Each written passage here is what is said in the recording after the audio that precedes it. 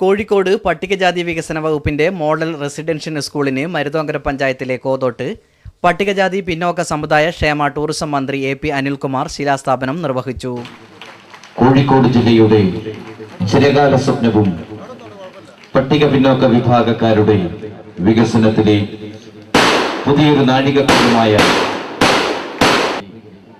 ഈ ഗ്രാമത്തിലെ ജനസഞ്ചയത്തെ സാക്ഷി നിർത്തി പട്ടിക പിന്നോക്ക വിഭാഗക്കാരുടെ വികസനത്തിലെ പുതിയൊരു നാഴികക്കല്ലായ കോതോട് ഗവൺമെന്റ് LP സ്കൂളിന് സമീപം ജില്ലാ പഞ്ചായത്ത് എടുത്തു നൽകിയ 10 ഏക്കർ സ്ഥലത്താണ് 44 കോടി രൂപ മുടക്കി റെസിഡൻഷ്യൽ സ്കൂൾ സ്ഥാപിക്കുന്നത്.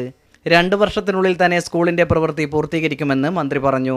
സാഹചര്യത്തിലാണ് പുതിയ ഒരു MRS കെട്ടിടം നമ്മളിവിടെ പണിയുന്നത്. 10 ഏക്കർ സ്ഥലത്താണ് ഇത് ആരംഭിക്കുന്നത്. ഇവിടെ സൂചിപ്പിച്ചതുപോലെ എല്ലാ സൗകര്യങ്ങളോടും കൂടി പ്ലേ ഗ്രൗണ്ട് ഉൾപ്പെടെയുള്ള സംവിധാനത്തോടെയാണ് മോഡൽ റിസപ്ഷൻ സ്കൂൾ ആരംഭിക്കുന്നത്. അങ്ങനെ വരുമ്പോൾ ഈ പ്രദേശത്തിൻ്റെ വികസനത്തിനും അതൊരു കാരണമാകും എന്ന് ഞാൻ പ്രതീക്ഷിക്കുകയാണ്. തീർച്ചയായിട്ടും ഇത് എത്രയും പെട്ടെന്ന് ഇവിടെ സൂചിപ്പിച്ചതുപോലെ 2 വർഷത്തിന് മുന്നേ തന്നെ ഈ പ്രവൃത്തി പൂർത്തീകരിക്കാൻ കഴിയട്ടെ എന്ന് മരുതോങ്കര ഗ്രാമപഞ്ചായത്ത് പ്രസിഡന്റ് K. സതി സ്വാഗതം പറഞ്ഞ ചടങ്ങിൽ Nadapuram MLA E. K. Vijayan അധ്യക്ഷത വഹിച്ചു.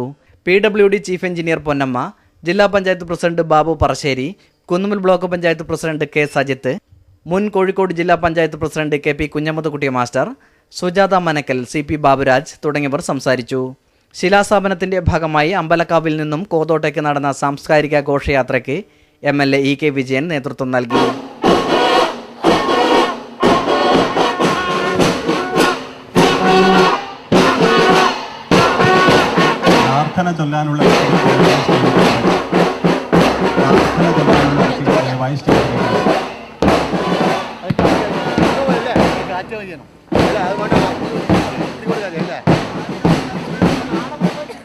News bureau, Kuttiadi.